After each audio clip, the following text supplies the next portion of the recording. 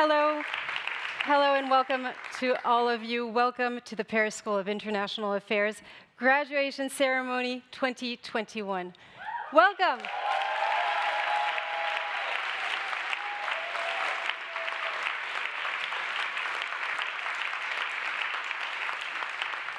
My name is Julia Seeger. I'm a French journalist. I'm a tech and health editor for the French international TV station France 24, and it's truly a pleasure to be here today for this very important day indeed that you will remember for the rest of your lives. We have indeed prepared a very rich and brilliant program, as you'll see, for the next hour and a half that we have together with a guest of honor, some videos, but also some games. You'll see, you'll be put to contribution. You'll have to participate. Everything is ready to make sure that the ceremony will be as lively and as enjoyable as possible, both for you graduates who are in the lecture halls, let it be here in Boutmy, but also in Chapsal. We're going to cross over to them in just a minute, but also for the people who are watching us remotely, of course. We can't all be here. Rue Saint-Guillaume, Chapsal. Hello, Chapsal.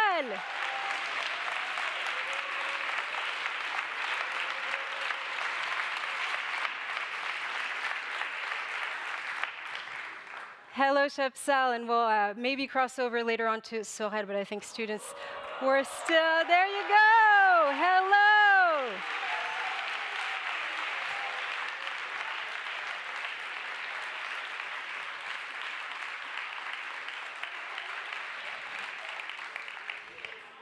We can't all be here at Rue Saint-Guillaume today, unfortunately, but as you can see, we have found a way to all be here, let it be remotely or in this room, of course, and you will be able to all interact with us through our live stream, of course, wherever you are. You'll interact with us. How will you do so? Well, first, you can share your emotions. We've seen it just a little while ago with the emoticons that are just below the live screen. You can answer questions that we will put to you because you'll have to answer some questions, and you will also be able to send in your questions for our guest of honor. Now, you just need to scan the QR code that's displayed on the side screen, and you can enter your Sciences Po email, but also the password that is indicated here, 2021 C7. Now, for those of you, of course, who are joining us digitally, it's very easy. You just have to type in your question in the chat box. Now, I'm going to turn again to all of the people who are on this mosaic. It's very, very nice to see you all. You all have your videos on. Hello and welcome to all of you as well. Now, I'd like also to welcome your families. Many are watching us today on YouTube. About 600 people, your families and loved ones are with you for this important day. Now, without further ado, I'd like to hand over now to Sciences Po's interim president, Bénédicte Durand.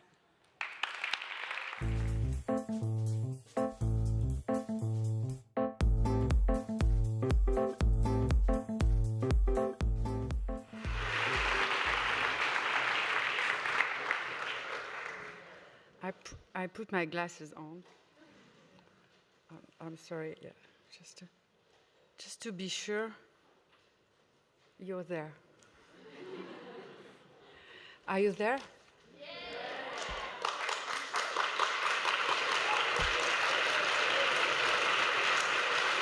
Chapsal, are you there? Chapsal, I want to hear you. Chapsal. With your feet, with your hands. Yes, we want to hear you more than that.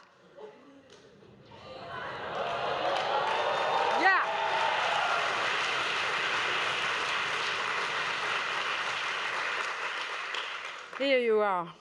So good to see you. Monsieur le secrétaire du Parti démocrate italien, Dir Enrico Letta.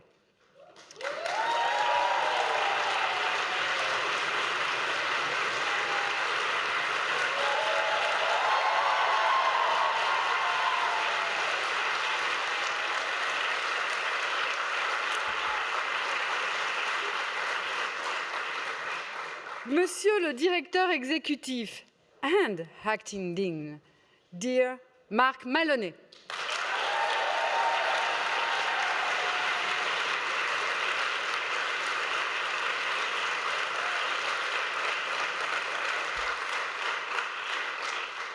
Dear graduates,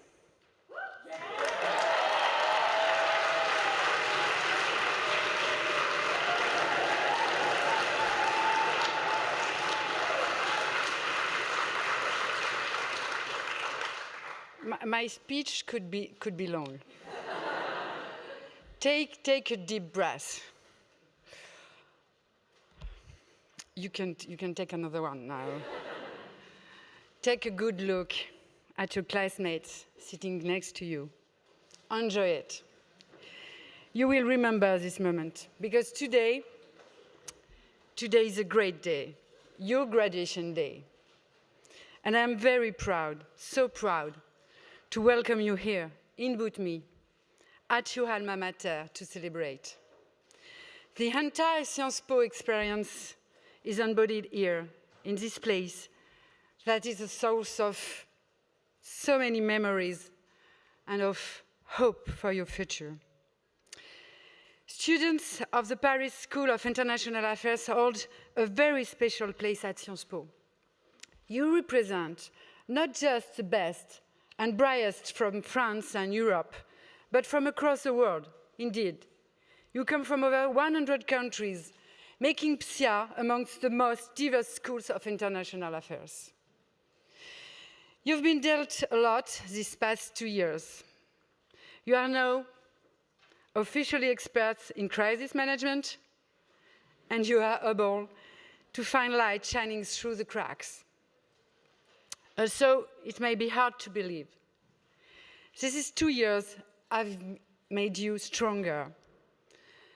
So I would like just to say, bravo. Bravo for maintaining a high level of excellence.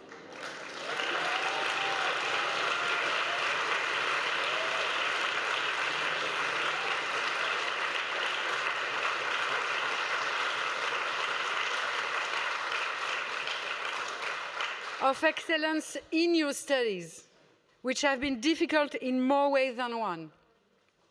Bravo for having demonstrated academic rigor that allows you to understand and analyze contemporary societies through the lens of the humanities and the social sciences. Bravo for having been able to adapt and grow. You gracefully accepted that your certainties be challenged. Such is the destiny of our graduates. They enter Sciences Po with a vision of the world and of themselves that evolves through contact with their professors, their subjects of study, and of course their peers. This is perhaps the heart of Sciences Po, the commitment of our founder, Émile Boutmy, that we have pursued ever since, to arm you with skills and resources that empower you to think for yourselves and to make informed decisions, in short, to be leaders. I would also like to acknowledge your loved one who are watching us, applauding you from behind their screens. They have helped you to spread your wings.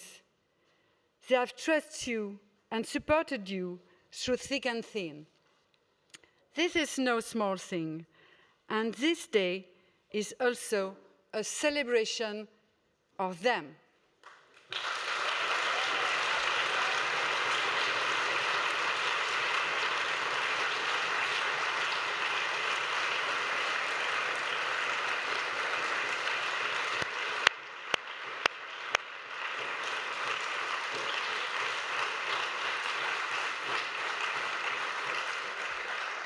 Congratulations, dear students, for sticking to your goals.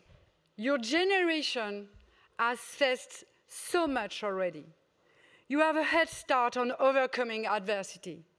In the face of obstacles, you have displayed courage et ténacité, intelligence et endurance, persévérance et résilience. Ces qualités vont vous permettre d'aller plus loin. Vous êtes la génération qui devra affronter et porter la révolution écologique, la défense de la démocratie et celle des droits humains. Avec le soutien sans faille de toute l'équipe de l'École d'affaires internationales et de vos professeurs, vous êtes aujourd'hui prêts à affronter ces défis pour aujourd'hui et pour demain. Je vous propose que nous les saluions aussi aujourd'hui pour fêter votre diplôme. Bravo à eux.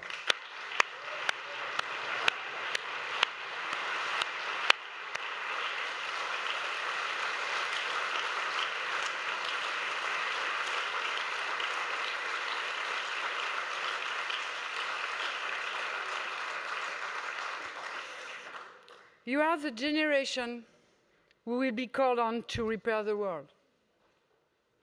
Our guest of honor has been tirelessly working toward this for the past 30 years. A very warm welcome back to Achim Steiner, who spoke here in January 2020 during the Youth and Leaders Summit. Achim Steiner is a renowned global leader on sustainable development, climate resilience, international cooperation, but as well economic growth and equality for the vulnerable, which are precisely the areas studied by so many of you graduating today. I would like to thank very warmly your former dean, Enrico Letta, who is here today.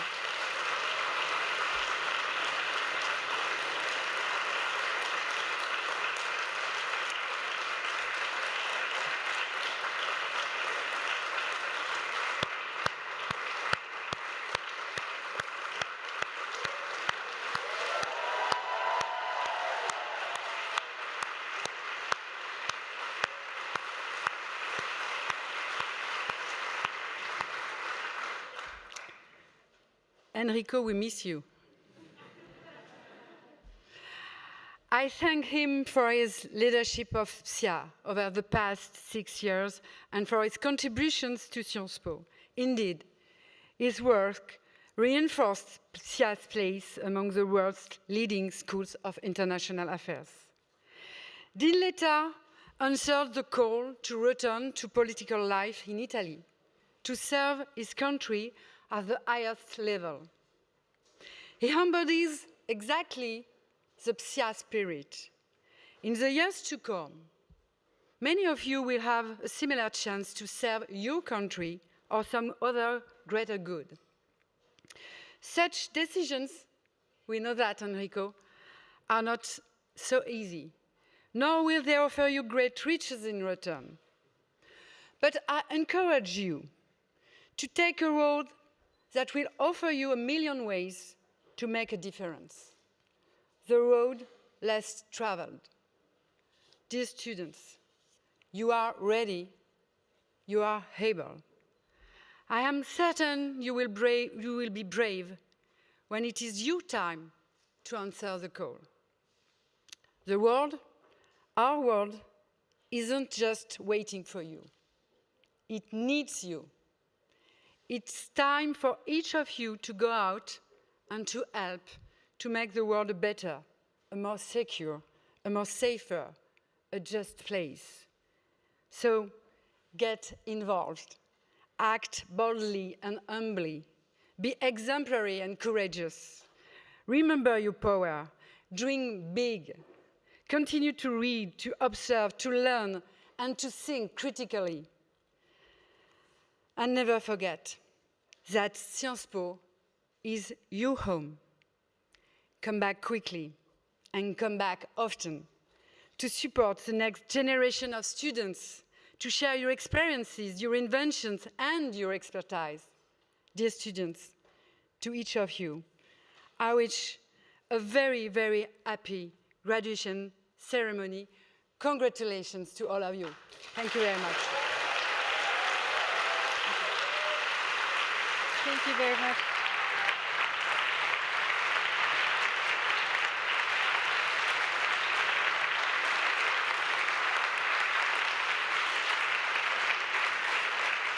Thank you very much, Bénédicte Durand, thank you very much for this very warm welcome. We will take away the fact that the world indeed does need you, and you are the generation who will make a change and who will change the status quo.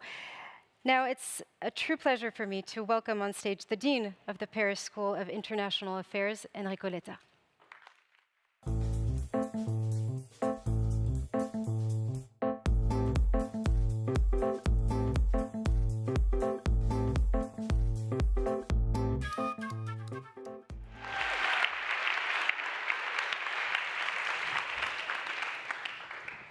What a warm welcome.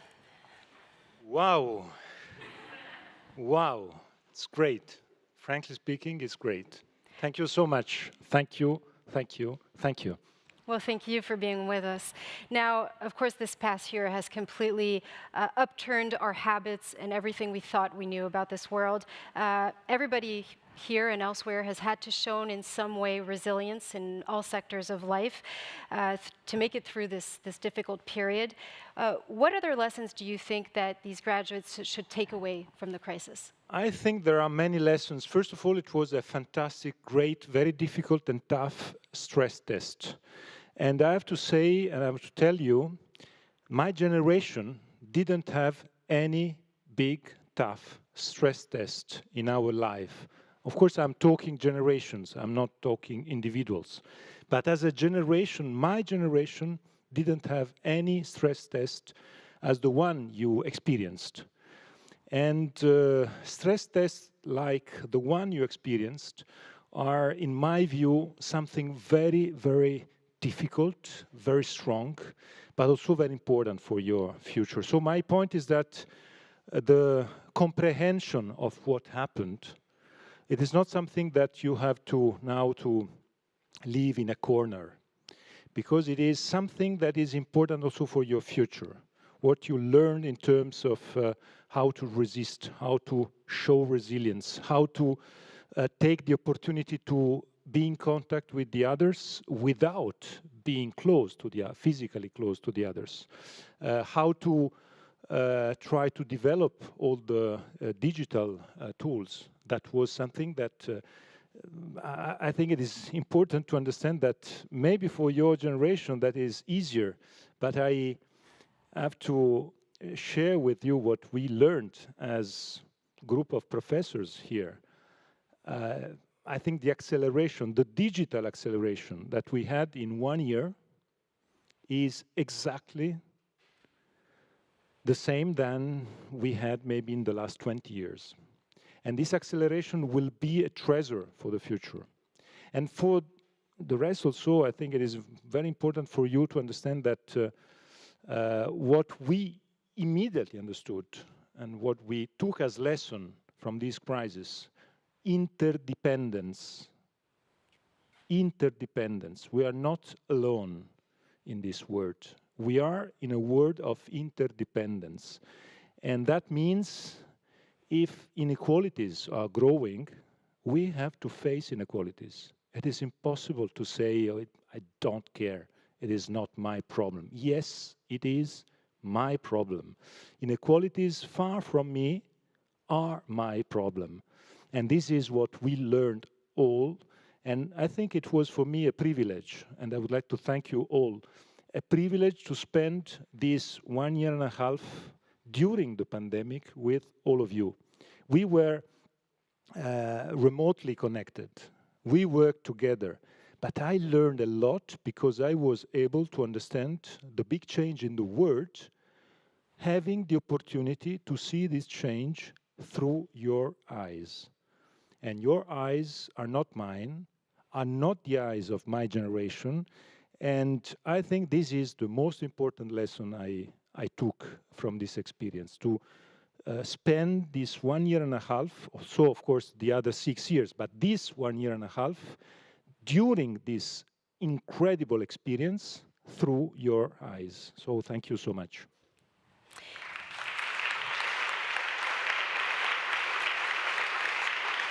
Now, an entire generation An entire generation of graduates are about to leave the university, and universities, of course, here at Sciences Po, but also elsewhere in the world.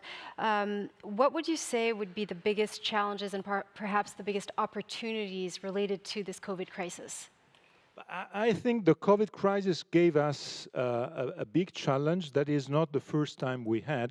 Of course, the COVID crisis was the first time, but the challenge I'm describing was there since some years. And it is what we tried in Sciences Po, at PSIA, to learn and to face. It is the need to have an activity, studying activity, research activity, teaching activity, crossing social sciences and hard sciences. It was one of our flags here in the school in the last 2 years. And we seemed to be obliged to work having together social sciences and hard sciences because of the big challenges of the last 3 years. And I mentioned 3 of them. One, of course, is pandemia. The other one is climate change. It is impossible to face challenges of climate change only with social sciences approach. You need to have some hard sciences point of views. And the third one, data protection, big data, and the role of the big data in the world. So 3 examples, and pandemia, of course, is the most important one, with a big challenge for all of us is to move and to try to understand the way in which we can face all these challenges, not with the, the last century approach, only social sciences. When I was young, we were pushed to be always taking a decision when we were 18. You have to be a lawyer, you have to be a surgeon or something working in physics, and the idea was to say, okay, you have to invest in that direction without crossing any other disciplines. That is exactly the opposite of what is happening today. Today, and this is one of the things I learned here at Sciences Po in PSIA, working with our partners, universities at world level, we need to be more open to other disciplines. And this necessity to link social sciences and art sciences, in my view, is one of the lessons of this pandemic, of this crisis, but also is one of the big challenges for you, for your colleagues in the future, and also for PSIA for the future. We started working on these topics, and I'm sure that that point will be one of the most interesting points also for the future. So you gave us a mission, a task. We tried to work on this task, but we have to continue. So being multidisciplinary, but also maybe not thinking that you only have one path and perhaps one career. What advice would you give to the graduates who are watching us and who are about to enter the workforce? Maybe they have somewhat of some apprehension. First of all, it is... I share your apprehension because it is exactly what I experienced in the last 3 months. I have to say, I really share what you are today experiencing, because what I had the pleasure to do with you, but also to change, is the fact that we have to be ready to change. This is the key point, and this is what I learned here. You know, and dico questo soprattutto per i tanti studenti italiani che voglio ringraziare e salutare particolarmente. Yeah.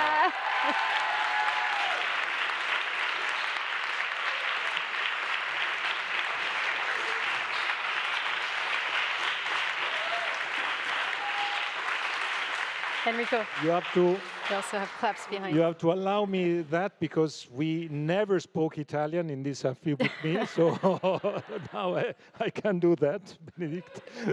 But the key point, it is exactly the point of the be ready to change. be ready to change. And I say that coming from my own experience. I am someone who is different today after 6 years here. And it is not just me saying that. If you read the Italian newspapers, there are many commentators saying that what happened in Paris in these 6 years? Why Enrico now is like that? He was a different one, Enrico. And I say that, yes, I'm an Enrico after 6 years at PSIA. And I say that because you are here, you had these years here, and you are completely different. I think you are today better. You are better. And you are able to work, having a great experience, but having also different eyes in the future, for the future. Why different eyes? Because you were able to be in connection with the word here. What Benedict, and thank you, Benedict, for what you are doing, for all what you will do in the future. What Benedict said, 111 nationalities here. It is fantastic to be here, having the possibility in one room to be the word, and to have the possibility to see how the rest of the group is watching at something that you watch in a different way.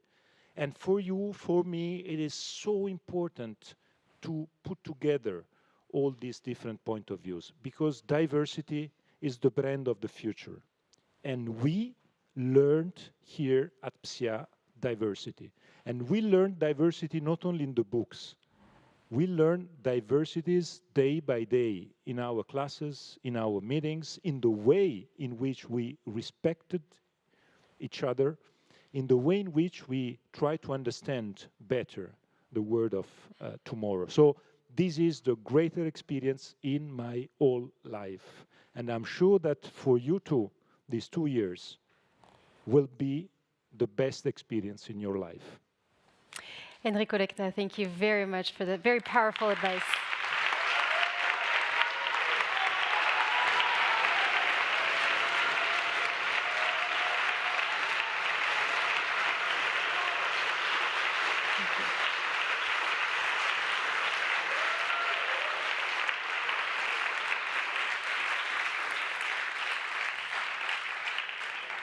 Now, we just touched up on it, but Sciences Po is a university more firmly embedded in society than perhaps ever before.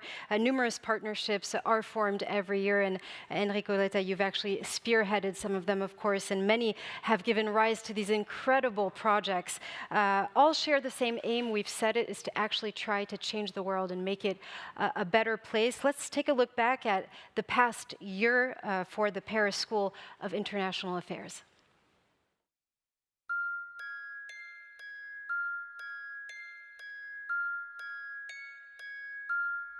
In the early 2000s, the big change in the international relations obliged to change also the way to teach international relationships.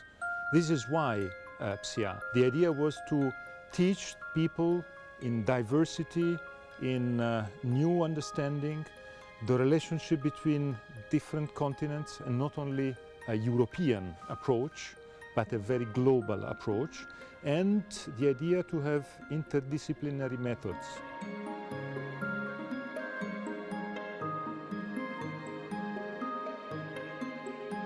Our students go from philosophy to law and economics, elements of economics as well, but also then evolve into a more really practical-oriented course, looking at programs, looking at real-life experiences, and look at that from a critical perspective.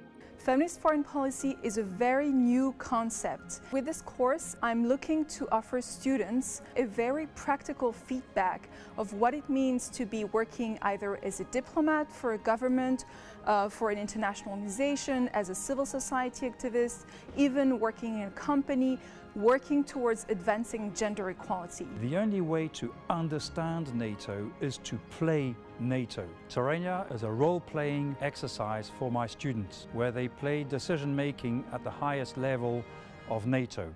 So they develop skills in negotiation and also an understanding of the organization. The NATO Hackathon was a big competition between 10 world-leading universities which aimed to support Secretary Generals to face the problems of the next decade. Personally, I learned a lot about how NATO can use technology, or what is a realistic way for NATO to set up some measures to safeguard the population in a postmodern conflict.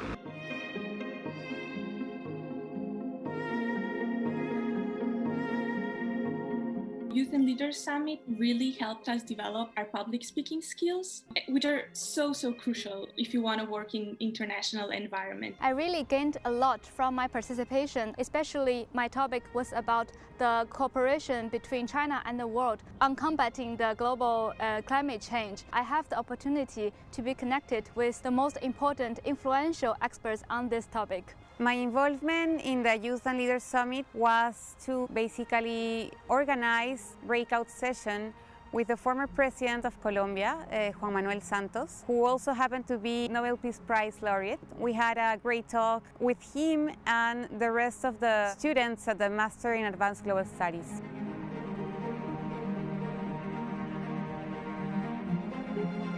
For my master's thesis at PSIA, I conducted a study on online harassment against journalists. I interviewed over 25 people dealing with this in press freedom organizations, in journalists' professional associations, and individual consultants and researchers. We were to lead a research project for the AFD.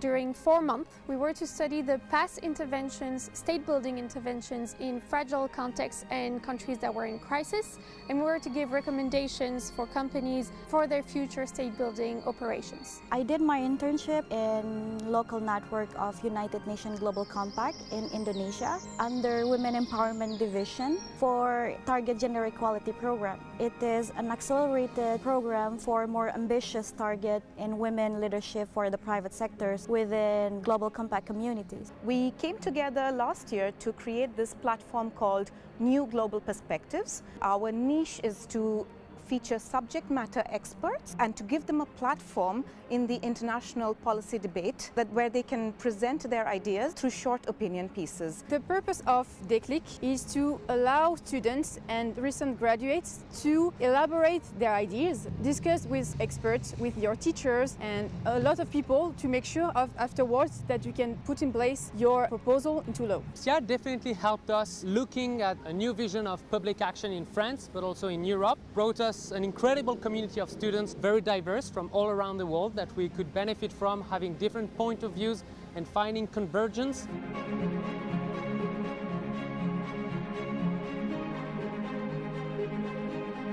And what we're trying to do is just ensure them that they are well trained, that they do have the skills necessary to do this, to have faith and to not make too quick decisions to take the first job that's offered, but really to think about what they want to do. We're trying to encourage them, enable them to do so, and we're here to continue to support them for the years after they graduate to do that.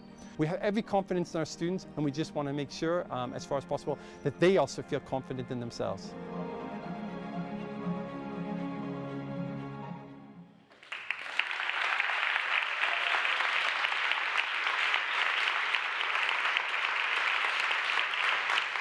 What a year. What a year indeed. It's from an outsider's perspective to see all of these projects happening despite COVID-19. This is truly incredible to see the resilience and all these wonderful projects, truly.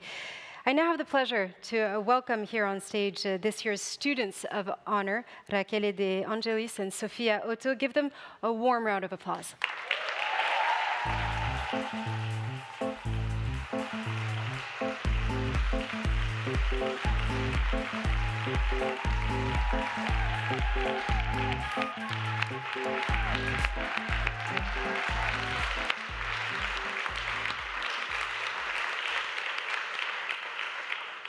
Thank you very much. Dear faculty members, fellow graduates, distinguished ladies and gentlemen, good afternoon. It is a great honor for us both to represent the PSIA students community on such a memorable occasion as today, reflecting upon the 2 years of legacy we have built together in this great institution. A very big thank you to our friends and families who provided the anchor for us, and to our professors who guided us through this journey. When I began this adventure in 2019, I had at least one goal in mind, among many others, to simply finish and get a degree. But what that journey would look like, I did not know. It was more the excitement of beginning an advanced studies, or even being in a foreign country. But within a short while, it dawned on me the challenging environment I found myself in, and how much I would have to step up my game. And as an international student, there was also the added challenge of integrating into a foreign country that is far away from home. But throughout my journey here, if there's one area that Sciences Po has challenged me, is to find ways to enjoy my academic journey, irrespective of the circumstances, and have a holistic experience that is not a narrowed focus on getting good grades alone. It is to develop intrinsic skills and values, one that will make me outstanding in the professional world, and build a personal brand, one that distinguishes me wherever I may find myself in the future. And I owe this to the incredible training I have had in this great school, through its vibrant student community, engaging associations, high-paneled events, and experienced professors. And today, like all of us seated here, and for those watching from home, I am grateful to have acquired the greatest, most influential superpower across time and space. A superpower that cannot be disposed of or disregarded, but one that can be improved for more and expanded by practice. And that superpower is knowledge.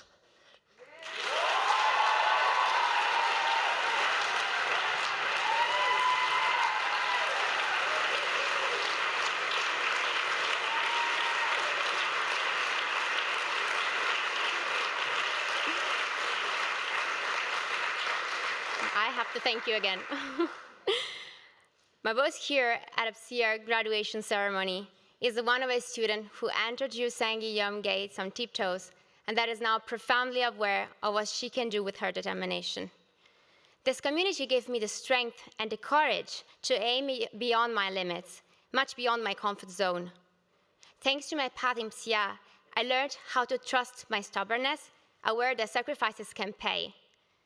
But it also taught me that we are not alone in our fragilities. We can work not to merely overcome them, but to make them our peculiarities, because diversity matters. A path at PSIA does not give you anything for granted.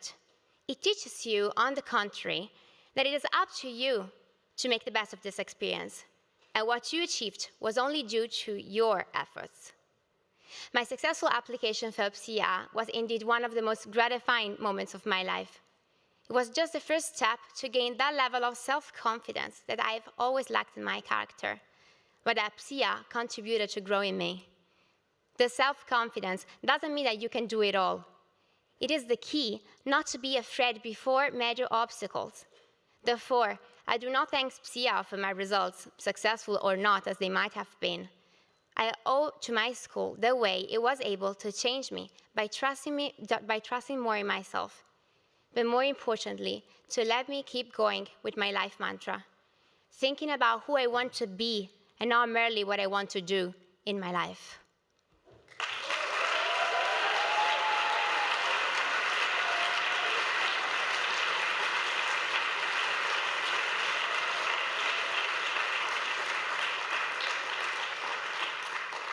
So on that note, today we would like to commend all of us on our resilience. This 2021 graduating class was among the first to have experienced what has been termed severally as an unprecedented year. It was challenging and new to us. Yet with all these, we have shown great resilience and adaptability in the face of this adversity, overcoming all obstacles and successfully completing our studies. And today, we have become the story that is being celebrated at this very moment. This is highly commendable. And this test of wills has shown how agile and strong we can be as we step into the world to start or even continue our individual careers. So we would encourage all of us to not lose our social currency. For starters, we are privileged to be in an institution with a great social capital as we get to meet diverse people from experienced backgrounds, experienced professors, and an enviable alumni society. So as we leave these four walls of this great institution into a world that seems so vast, yet connected in very little ways, The friendships we built and the social cohesion we maintain will come to play. And if 2020 and this year taught us anything at all, it's how much we complement each other as human beings and how rich a social capital can be.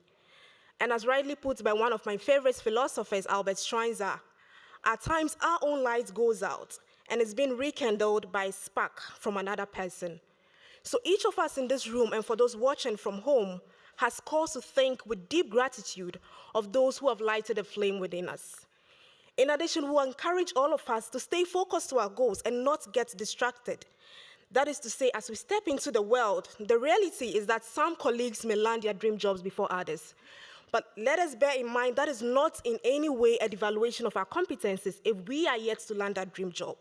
So without a rooted resolve to ourselves, we may get distracted, which is why there's the need for us to set our own selves as the competition, instead of comparing our career journeys to others. As we know, comparison is a thief of joy, and each of us has our own unique path. So let us instead focus on becoming better than we used to be yesterday and have a strong commitment to growing our careers at our own pace.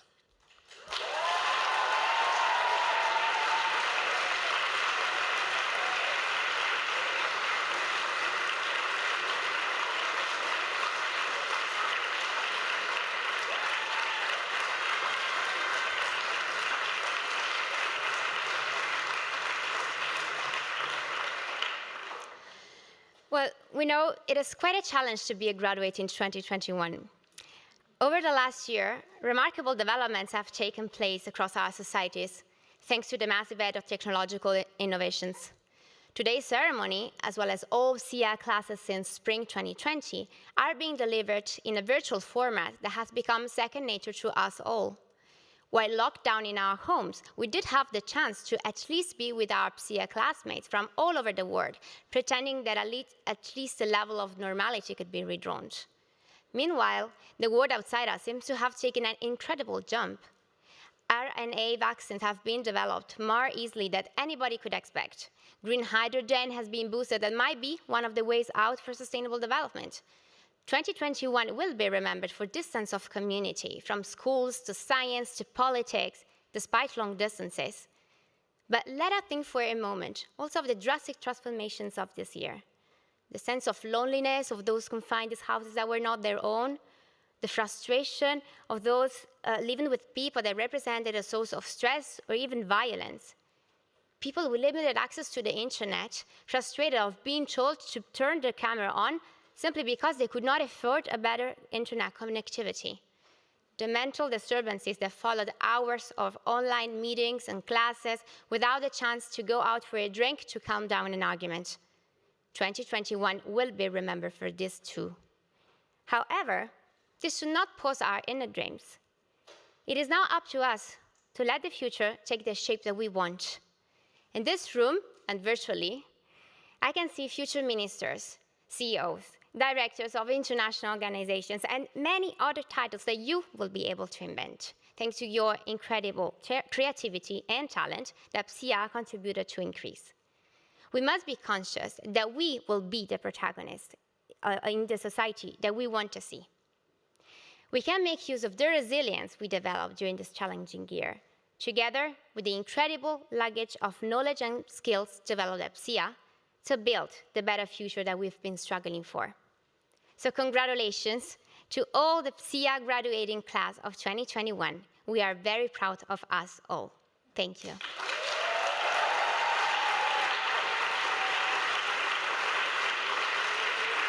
Thank you very much. Thank you. Congratulations.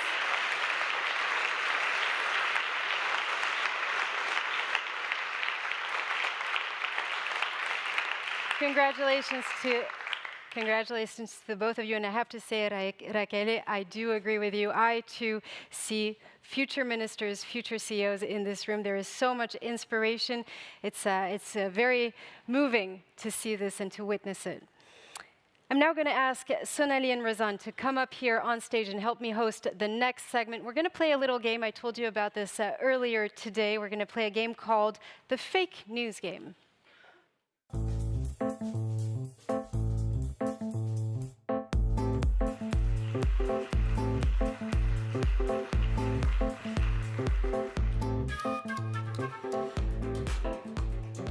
Please have a seat.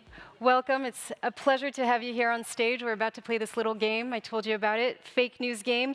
We're about to dive into the subject, which is very close to my heart as a journalist, of course, and this is something you will have to deal with going into the future. Misinformation, of course, the current crisis has only magnified the rumors, the false information, conspiracy theories, and it's very difficult today to actually identify what is true and false. So we've actually devised this little game to see what you actually think and how good you are at fact-checking. So as a reminder to play along with us, for those of you who are remote, you will be able to log on with that QR code on your phone, then enter the password displayed here on the screen, 2021C7. You'll then be able to answer the questions directly. Now, it's very simple. A news item, girls, will come up on the screen. I'm just going to ask you to actually read them out, and then I'd like to have your advice. All of you will then be able to vote for a couple of seconds. Is it true? Is it false? And then I will actually give you the answer. I won't leave you hanging. So let's start perhaps with the first news item. I'm going to turn to Sonali first. Could you actually read out the question? Yes, sure. So here it is. At the Tokyo Olympic and Paralympic Games, some contests will take place in Fukushima. Well, you're not allowed to check on your phones, of course. This is just intuition. What's your take? What would you vote? I mean, I would just think that I don't think Fukushima is already ready yet for the Games. For the Olympics? Yeah. Okay. I wouldn't go there if I were there. All right. Well, the votes are just coming in. You can see them coming in live, and we can already see that there's a bigger majority. 64% are saying, no, this is not true. Are we done with the votes? I think we are. Okay, so it is actually true. Well, I'm about to tell you why. So I don't know how many people would actually go there, but the program has yet to be finalized, but Japan has said that it is keen to use the Olympics to showcase the country's recovery, but also its reconstruction 10 years after the disaster. Plans for baseball and softball contest, among others, have been mentioned, as well as the possibility of having the Olympic torch set off from the destroyed nuclear plant. This was not an easy one, right? That's a plan. It is a plan, indeed. So we're going to move on to the next news item. Razan, I'm going to turn to you. Could you read that question out? Sure. So the second question is whether to know if a delegation of Zapatistas is on its way to colonize Europe. Not an easy one either. Razan, what would you vote? I would hope that it's a no, but we never know. Okay, well, I think that votes are in very quickly this time. A staggering 84% are saying that this is fake news. Well, I have news for you. This is actually real, at least symbolically. 500 years after the colonization of Mexico by Spain, the Zapatista movement in Chiapas plans to reenact the Conquista in reverse. In October 2020, they announced their intention to send a delegation out on a tour of the world to share and disseminate their history and experience. So I don't know if we can say that they're going to colonize, but this is the first time that the Zapatistas have been outside of Mexico since the movement was actually founded in 1994. We told you this was not going to be an easy game. And in real life, let me tell you, it is not easy either. Let's now go to the third news item, Sonali. Well, this is an interesting question. An examination of black box of Ever Given, the Japanese container ship that blocked traffic in the Suez Canal for 6 long days, has revealed the last words of the ship's captain. They appear to have been, everything looks ship's shape. Is that a question for everyone here? It is a question. And it actually kind of looks like the title you would have on a dope sheet, actually. So is this true? Is this fake? You can send in your vote as we speak. 63% are saying that this is true. It looks like a poor joke to me. Like, I'm not sure. Well, your intuition today is not that good. It's actually fake. And here's the story behind it. According to the Egyptian Suez Canal Authority, the SCA, excuse me, who will be examining the black box, the captain actually sent at least 8 orders in about 12 minutes, and he tried to actually straighten the ship. The Egyptian Suez Canal Authority, as well as the company that owns the vessel, continue to lay blame on one another for the incident. So it was fake. Yeah, it was a joke, yeah. All right, you have one last chance. Razan, could you actually read the last news, please? This one's a good one. So, for his role in inciting the Capitol siege, Donald Trump has been banned from Facebook, but not for as long as French rapper Booba has been banned from Instagram for posting a nude photo of another rapper. So we know that over at PSIA, you are well-rounded. So these questions are in all domains. Do you have the answer to this question? I would say yes, but... Can I say no comments? No comments? Yeah. Not relevant. It's a good one because it's actually funny. Yeah. All right, well, it is, this time you're right, 85% have said that this is true. It is indeed true. Following the siege of the US Capitol by militant Trump supporters in January, of course, you all remember this, Facebook made the decision to block the former president's Facebook account for at least 2 years. Well, that's a much softer sentence than what was issued for Booba's IG account, which was permanently deleted after he posted a nude photo of fellow rapper Fianzo. I don't even know, Fianzo. Anyways, congratulations to all of you, well done. This was not an easy game, was it? Yeah, it was a funny game. It was a funny game. Well, in real life, at least, what I have to tell you is that for sure, Sciences Po is giving you a critical mind. So remember to always question everything that you read, even in the news, and question your news sources. That will be my advice today. Now, moving on, a huge, please give it up. Thank you very much. Thank you.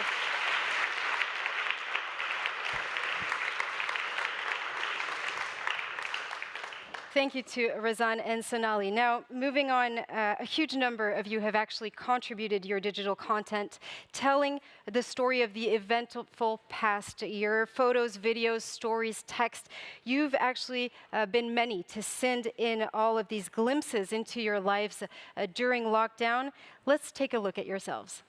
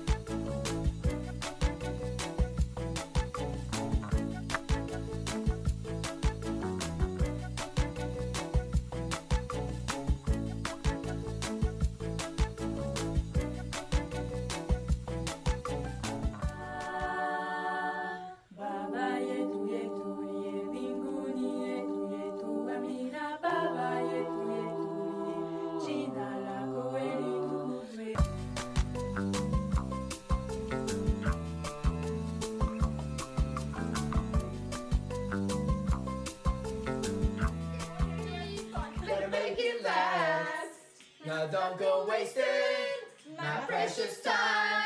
Get your act together and you'll be just fine.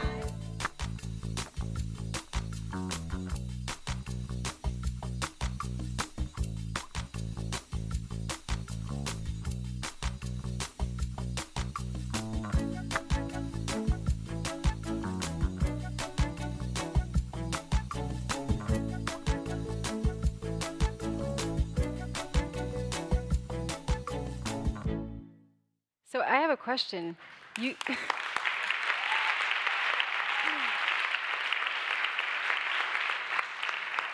This is really just for my personal information, but you guys still sing the Spice Girls? Okay. Just checking, just checking. Now, I have the pleasure and honor of welcoming Mr. Achim Steiner, who will be joining us via duplex now.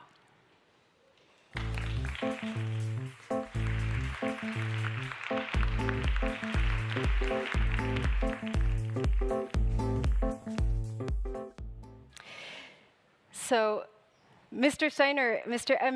Achim, Steiner, it's a pleasure to have you here with us today for this graduation ceremony.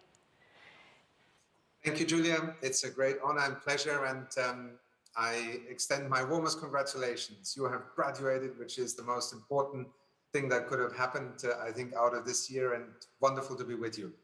Thank you very much. Before we actually start, I'd like just to remind everyone here, but also remotely, that you can send in your questions, because we'll be taking questions after this interview by scanning the QR code on the side screens just there. So please do send in your questions. If you're watching remotely, you can just type the question in the chat box. Thank you so much for joining us from Rome. I'd just like to remind everyone that you are indeed an environmentalist who currently serves as the administrator of the UN's Development Program and chairman of the UN's Sustainable Development Group. Now, from a policymaker's point of view, what have been the greatest challenges and the greatest opportunities springing from this COVID-19 crisis so far? And what are some of the key lessons, perhaps, that we should take away for the graduates who are watching us today? Well, let me first of all say this is a great occasion to come back to the Paris School of International Affairs because my last outing almost before the pandemic hit us was the Youth and Leaders Summit that Enrico Letta and that PSIA organized. And so it almost feels a bit liberating to be with you today, and particularly on a day such as this. And Julia, just one brief word of homage also to your outgoing dean, Enrico Letta. I'm very sorry that the school is losing him, but Italy needs him, and I am certainly a great fan of what he has done in terms of PSIA during his tenure as a dean. Now, very quickly to your question. The greatest missed opportunity, I think, in retrospect, will have been last year around August, September, October, when the United Nations invited the world to put funding forward into the COVAX facility. COVAX facility was meant to be, with ACTS, the vehicle by which we could actually begin to put ourselves in line to purchase vaccines to avoid the situation that we now find ourselves in. We have an extraordinary opportunity to vaccinate the world, but we have no vaccines. There are countries such as the Kingdom of Bhutan who did the extraordinary thing of accomplishing vaccination rates of 80% of its people living in the most remote mountain ranges, and they managed to do the first dose. In a few weeks' time, the time window runs out for the second dose, and they're struggling to find that second dose. Only 2.5% of Africa's population right now are vaccinated. If only we had had the foresight to do what we so often fail, which is to recognize that by coming together and acting together, we can avoid so much and so many worse things from happening. So, biggest missed opportunity, the billions of dollars that would have allowed the United Nations to be at the front of the queue to buy vaccines so we wouldn't have vaccine inequity and vaccine nationalism that we see right now. Perhaps the biggest lesson or the biggest opportunity that we have realized during the past 15, 16 months, I think, is what Enrico already alluded to, digitalization. I think by any measure, we have brought forward the understanding, but also the deployment of digital technology by 5, perhaps in many parts of the world, by 10 years. And I think the world will be different coming out of this crisis for it. Digitalization is transforming everything. It is transforming development, our economies, our societies. I think now we have to make sure that digitalization does not become an amplifier of inequality, but the opposite, whether it is for the billion school children who are cut off, whether it is for the people who need to trade on those platforms. And in terms of a key lesson, I think, in moving forward, I would say to you, on your day of graduation today, you might rightly feel a little bit entitled to saying, this is not the greatest time in which to step into society, because there are many things going wrong. There's a great deal of disruption. But I would say to all of you, this is your time. If you have something that you want to contribute, if you want to change things, if you want to have the opportunity to experiment and to transform, there is no greater time in which to step forward than in the midst of disruption. And in that sense, despite everything that is looking and staring at you right now, and maybe making the next step look complicated, difficult, disheartening, remember why you went all the way to PSIA, why you wanted to study, what you can do as a public policymaker, as an entrepreneur, as a change agent. This is your time.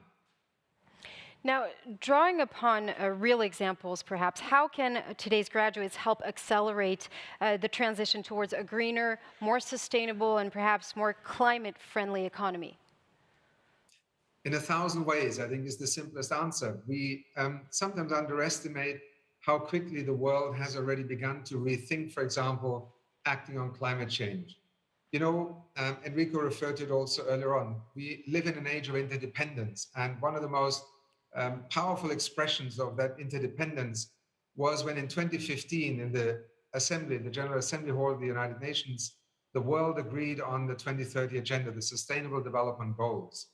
It is a universal agenda. It is a declaration of interdependence, so to speak.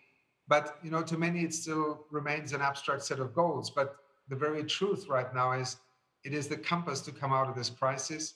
And if you look at where we were just 15, 16 months ago at the end of 2019 on an issue such as climate change, one of the goals in the SDGs, and where we are today in June 2021, we've actually not gone backwards. We have pivoted forwards. We are looking at hundreds of billions of Green Deal being invested into green transitions. We are looking at 70% of the world's emissions now being committed to a net zero target by the year 2050. Dear friends, the age of climate action has just begun to move exponentially. And in that sense, I think looking at greener and climate-friendly economies has become so much more possible. And Glasgow may still struggle in the context of the fallout of the pandemic.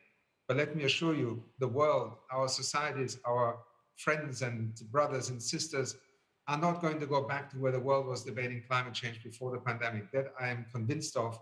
And in that sense, look at this as an opportunity, but also remember, clean energy is not a silver bullet on its own. Remember the SDGs. It is a systemic way of approaching the future of development. You can be focused on clean energy, but to some people, it is actually about access to energy. To others, it is about poverty reduction. To others, it is about jobs. And yet, precisely the transformation of our energy systems is a way to actually achieve all of these. And that, I think, is something that particularly for a group of graduates like you, I think has to be the challenge of our time. Now, Mr. Steiner, the entire PSIA class of 2021 is looking at you, listening to you. Do you have a last message to send to them? Well, as you step out into your professional pathways and careers, I think there is always going to be this challenge. There are many people who will tell you what you should be doing. There are many people who have expectations of you. And then there is the fact that, you know, the world isn't just sitting there and saying, well, what can I do for you? I think the most important thing that I have, you know, experienced in my own way of finding my career, and it was never a straightforward pathway, is follow your heart. You may not always be able to make the next job, the next opportunity be a perfect match, but never lose sight of where you set out to go and what makes you feel fulfilled and happy. Because careers, especially when, you know, people such as myself and yourself, we already have an extraordinary privilege of having had a fantastic education. There are many opportunities, but opportunities can lead you in directions that may not be who you are.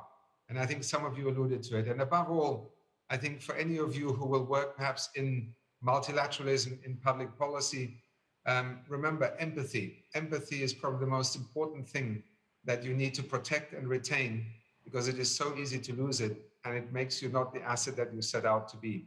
But I wish you all the best. I hope that some of you will find perhaps a way into the United Nations family. But even if you don't, please help us to protect what is an extremely precious idea.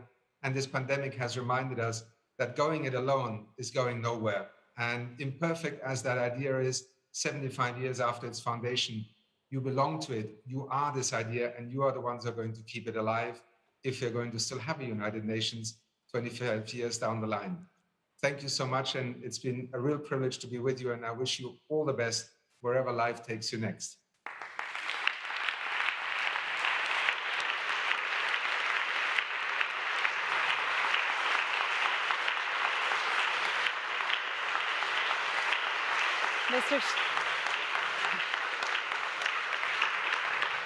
Mr. Steiner, thank you very much.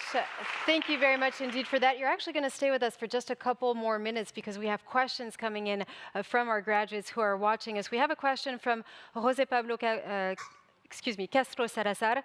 I'm trying with my Spanish accent, but this is not working. Now, the pandemic has shown that people can adapt to a slower way of life, moving less, doing more things online. Does this unprecedented situation prove to civilization that degrowth is a feasible way to address the climate crisis? And what role can the UN have in this endeavor? You know, all of us are learning right now how we have to reinvent the way we live, we consume, we travel. And I think, first of all, wherever each one of us works in the United Nations, I think it begins also with each one of us taking responsibility for what we do. For instance, I have been, by virtue of how people perceived my job as head of the United Nations Development Program to be constantly traveling. It's been an eye-opener to me how much time I wasted, how many missions I caused on really things that did not require me to travel. That's just a very simple decision I can take. But in the larger context, the United Nations has been at the heart of a world beginning to, first of all, understand what climate change means, what threat it represents. The Intergovernmental Panel on Climate Change, which helped to take science out of the national interest domain and make it the foundation for international climate policy. This convention that has struggled to bring nations together and, every year assembles in front of your very eyes in the limelight of public attention, the inertia, the unwillingness of some countries to move, the vested interests that are there. But we've actually progressed with every step, far too slow. We've lost too much time. And yet there is no way forward on climate than a way that involves everyone. And I think Glasgow is going to be another one of those moments where history will be written because it will lay the tracks for a more ambitious and I think also meaningful in terms of where the science is telling us to go, action on climate change. Things are moving too slow, no question about it. But imagine for a moment, we didn't have the IPCC, we didn't have this convention, and we didn't have leaders such as Greta and the millions of other young people across the world. It takes everyone to make change happen. And perhaps the fact that 14, 15, 16-year-olds took charge of the climate debate about 2 years ago might explain why we also have seen so much movement and commitments being made over the last year, because people no longer want to tolerate the kind of narratives that have held us back for 30 years. Now we have a second question coming from Johannes. How do you make sure that countries and corporations move beyond pledges, commitments, and goals and actually start implementing the necessary transformations? Well, you have just spent a year and a half at the Paris School of International Affairs, and I'm sure you have dwelt a lot on the questions of regulatory frameworks, policies, incentives, and markets. So I think one key lesson out of the pandemic, but also on climate change, is public policy matters. This juxtaposition of government versus market is a fallacy. It was a trap, if you want, for either those who thought that government is the solution to everything, or the other end of the extreme, which argues that only markets can get things done. It's simply not the case. We need smart public policy regulatory frameworks because they can accelerate transitions where markets are not ready to move. And equally, we need to understand how to incentivize markets. If our financial system continues to invest in a 20th century economy, while our public policy and science tells us to design a 21st century energy economy, we will fail. You know this, I know this. It is how we bring these interests together, how we align them, I think is going to be critical. So again, to all of you, wherever you will go, don't think because you chose a private sector path that you have nothing to do with public policy and a collective responsibility. And equally, in government, do not regard lawmaking and policy setting as the answer to everything, because at the end of the day, we are 7.5 billion people on this planet, and we need to be both understood, respected, engaged, convinced, and ultimately enabled to act sensibly and rationally. Now we have a third question coming in from Matthew. At PSIA, we had the chance to read works by economists such as Dambisa Moyo, William Easterly, who are critical of development aid. Where do you think these critics have a point? Well, I think they all have a point, and I think critique is in itself a very good thing, because nothing can be perfect. And I think particularly development aid is, justifiably being scrutinized from multiple perspectives. Sometimes it is in the solutions that it designs and offers. Sometimes it is in the interests, the vested interests that underpin that kind of aid. And I think, one decision to work for the United Nations for me personally was that I wanted to find a way in which I could work on issues that, bring us together as humanity, but that also speak to the diversity of humanity. So leading the United Nations Development Program today, which works in 170 countries with 18,000 staff, we are diversity in its perfect image, if you want. And I think much of what we are learning today is that when you look into the future of development, it's very different. UNDP was a product of the 1960s perspective of development aid, transfer capital, expertise, send some experts. We are in a very different era today. The future of development cooperation is what the 2030 agenda set out to do. It's universal. It's a universal opportunity. It is risks we share. And what I'm trying to bring, particularly with UNDP, to this narrative is that we must look at development cooperation in that second half of its term, namely cooperation, and secondly, co-investment. Just think for a moment why the world and how history will judge it has not succeeded in mobilizing $100 billion a year from the wealthier part of the world to co-invest with the developing world in energy transitions. This failure is likely to lock in another $1 trillion that the developing world will have to invest in its energy infrastructure unless the rich world plays its part and allows an accelerated transition to clean energy. This is where we make the great mistakes of our time. And critiquing individual projects is legitimate. Mistakes are made, white elephants are built. But, dear colleagues, also don't allow the critique to make you into cynics and skeptics who sit in an armchair and judge things from a distance. Development has changed a great deal for literally hundreds of millions of people. The poverty rates of today are not comparable to those just 50 years ago. Education, access to education for girls, health, life expectancy, literacy, the digital economy that is now emerging. Development can be an extraordinary accelerator and also an opportunity to address inequalities within a community and as a family of nations. And in that sense, I actually believe that the most important time for a program such as the Development Program of the United Nations on development is actually yet to come. And that is why I urge you to keep that 2030 agenda, those sustainable development goals, somewhere in the back of your mind. They are a kind of compass that will, I think, demonstrate to all of us why development is something that is not about the North bringing something to the South, but literally every country, every community being bound together to act with common objectives, but accepting that we come from very different realities. And that is the challenge of development cooperation. Well, we just have time for one last question that I have to ask you. Are you looking for interns from Alexei? We are always looking for interns. We have struggled during the lockdown in terms of trying to deal with what is happening.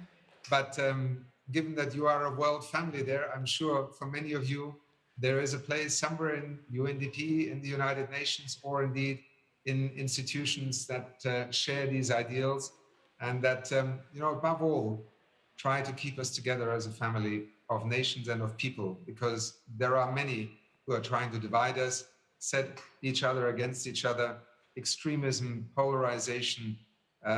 This is not going to help anyone, and it is in your hands as that next generation that is now stepping up. And as far as I'm concerned, our doors are wide open. Thank you very much.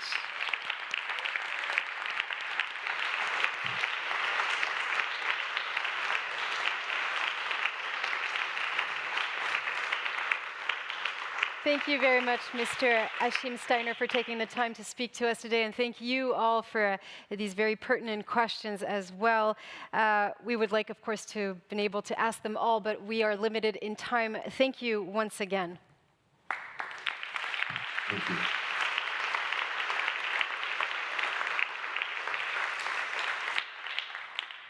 Now we've looked back on 2020, on the beginning of 2021. Now is the time to look forward into the future, towards your future. We've invited you students to draw out some indicators of what you see as hints towards a more positive future. Let's take a look.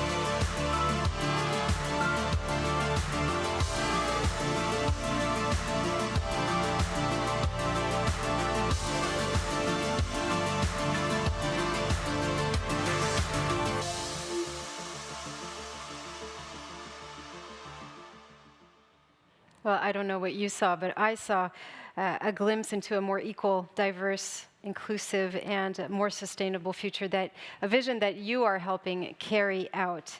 Now, we also asked each and every one of you to send in your pictures, but also your end of year messages, and you will be receiving your yearbook in an electronic format shortly. To whet your appetite, this is actually the front page. So, Rue Saint-Guillaume, somewhere you will not forget, even when you come back. You will receive, of course, your graduation sashes through the mail this summer. Now, here you go.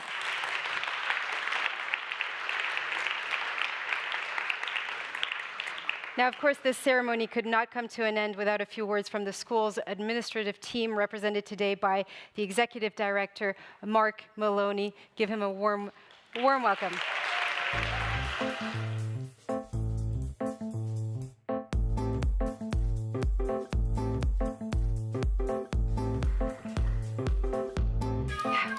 Can I say good?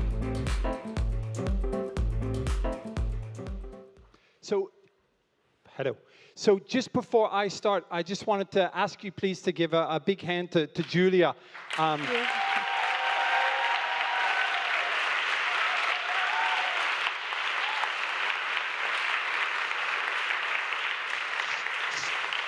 So there's two important points. One is Julia's got to go now live to do a piece of journalism, which is why she's leaving at the moment. But more importantly, she, like you, is a graduate of the Masters in International Security, some of you, but she's come to Sciences Po. She was a graduate here back in 2009, just before PSIA began.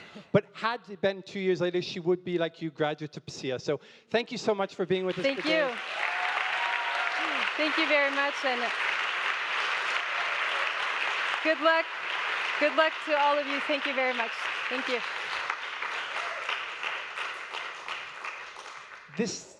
It really is such a great pleasure to be here with you today on your graduation ceremony. The PSIA team and I, Enrico as well, We've waited a long time to see your faces again, to be back in a space like this all together. Of course, as we've said, we've seen each other many, many times on Zoom and other platforms. But to be back in this space, Butumi, which is where I think it was indeed the last time we were all together, as Achim Steiner said in 2020 January for the Youth and Leaders Summit. What a time it's been. Remarkable. In a way, unbelievable. But what's been really interesting about the ceremony is you've heard the different perspectives from your student representatives who spoke and gave voice to the experience that you have, to Bénédicte Durand, the interim president of Sciences Po, about what it's meant for Sciences Po more broadly, and of course from your dean, your former dean, Enrico Letta, in terms of the opportunity, the challenge, the test that it's provided to all of us. And I think it's been remarkable that 16 months later, we find ourselves back here in Butumi to celebrate the end of your journey with us. We're delighted also to, of course, and I just want to make sure that they're still there, that there are graduates upstairs in the Chapsal Amphitheater. Can we hear you? Voilà.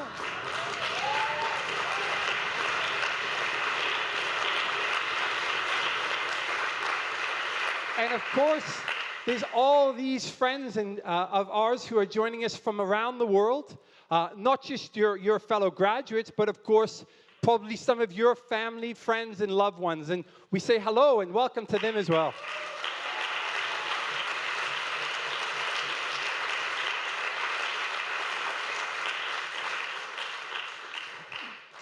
So as I said, it's been really an incredible journey you've all been on. The way that not just you, today's graduates, but the faculty of PSIA, the team here have responded to these last 18 months has really amazed us. And we couldn't be prouder of what that says for us as a school, for us as a community. And I just wanted to thank you all from the bottom of our hearts for helping us get through it, congratulate you for getting through it. It's really been an amazing period, and as we've all said, one which I don't think anyone is going to forget anytime soon.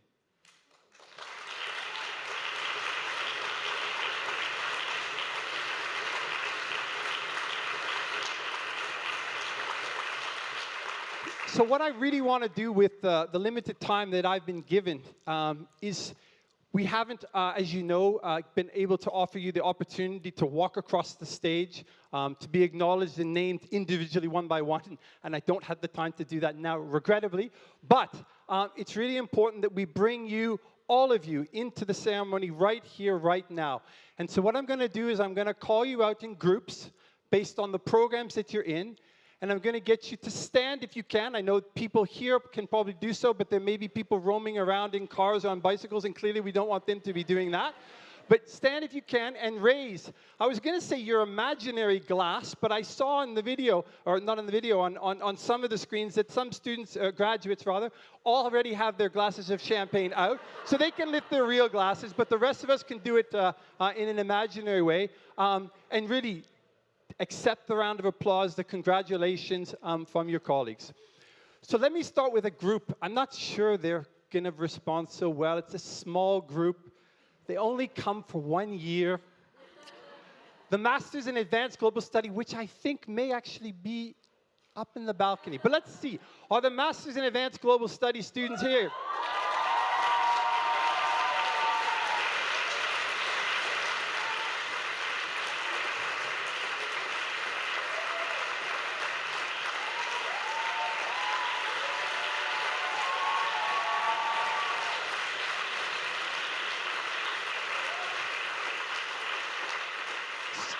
So the particular challenge that they found is that they started this year in September. They met virtually. They followed their semester virtually. And we were absolutely delighted that for their final few weeks, because they do an additional number of weeks after the end of the semester, they were able to finally do it in presential. And so we're delighted to have them here. Congratulations. Raise your glass to the Masters in Advanced Global Studies.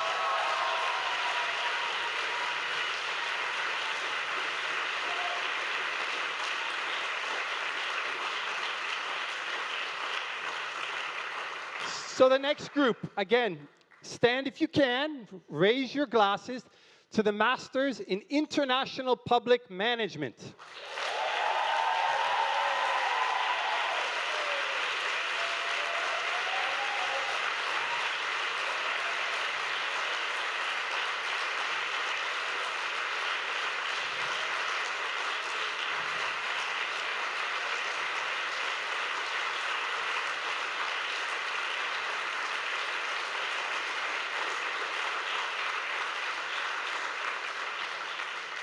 Okay, the next group, Masters in International Economic Policy.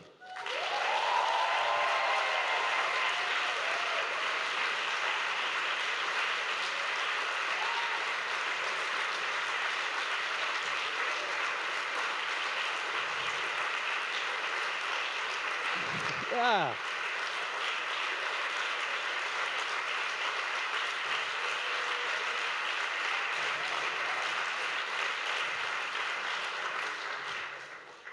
And of course, the group who we probably associate most closely with our guest of honor today, the Masters in International Development.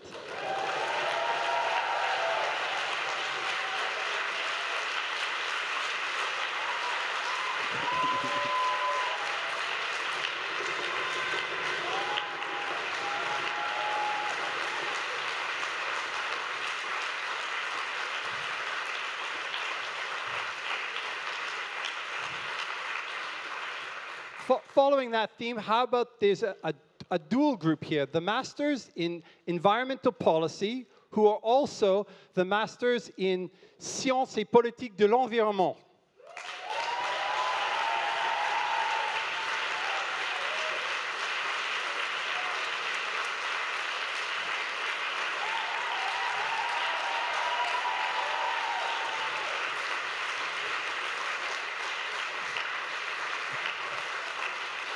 And I'm absolutely certain there were no plastic glasses being raised there. Okay, moving on. Next group, the Masters in Human Rights and Humanitarian Action.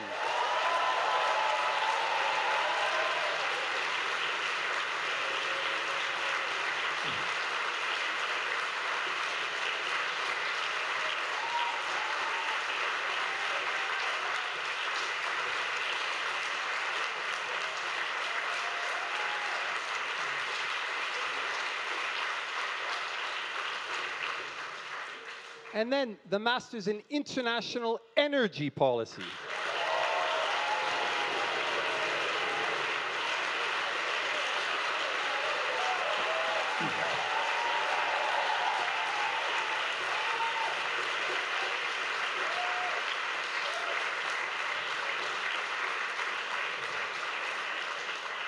And if I'm not mistaken, there's one left, which happens to be the biggest master's program at PSIA, the Master in International Security.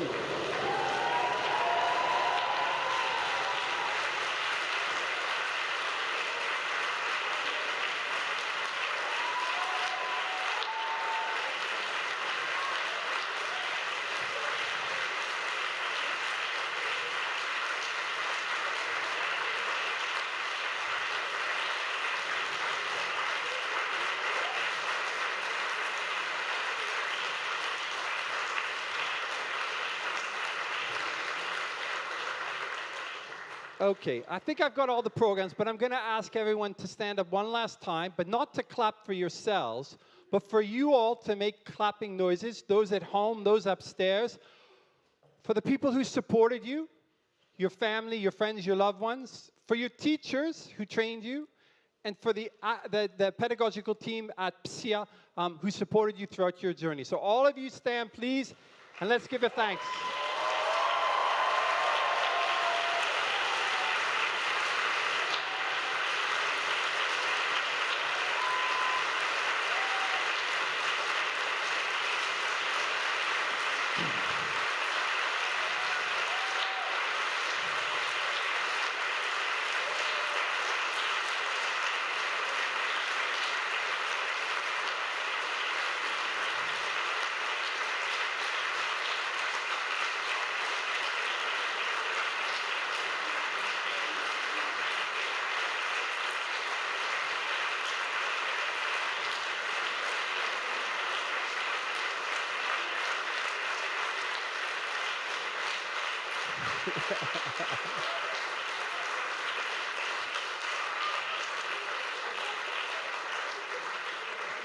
Fantastic. It is so nice to share this with you guys. It is so nice. So as people have said, it's now time for you to move out from PSIA. Some of you, of course, have secured your dream job already, as your colleagues have said already. For those who haven't, take your time. Make sure you pick the right job, the right opportunity for you, whether it's paid or unpaid. I mean, you can't stay unpaid forever, but there are still good opportunities. We know that, and you know that going through an internship can often lead to something else at the end. It's about getting that experience.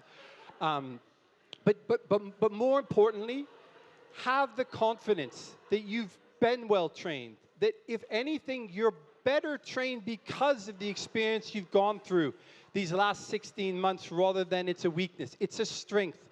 You bring a new talent and new experiences into your job search that didn't exist before. And that will serve you well. We have every confidence that you're going to go forward and step by step build amazing, successful, and rewarding careers. We know that. But we also know that even though it's time to move on, you are always welcome here at PSIA, at Sciences Po. Our doors are open. We want to hear from you. We want to know what you're up to. If you've already got your job, when you get your job, let us know. We want to share that with the next generation, the next cohorts of students with us. But we're also here to help and support if you need anything as time goes on. You continue to have access to all the career support and advice, both here at PSIA that we offer, but also too from the Sciences Po Central Career Services. And as somebody has said already, you're now part of this amazing network, both Sciences Po alumni, but also to the PSIA alumni network, which is something which we're developing literally on a weekly basis. And one of the things that we can commit to you is to keep you in touch with what's going on at the school, how things are developing. So as I said, in return, please do let us know how you're getting on. We really want to know. So we're now at the end of this ceremony today. I understand there are photo booths somewhere, I think out in the foyer area. There's also access to the garden if you want to go out and meet up with some of your fellow graduates, take some photos, catch up. It's been a while for all of you.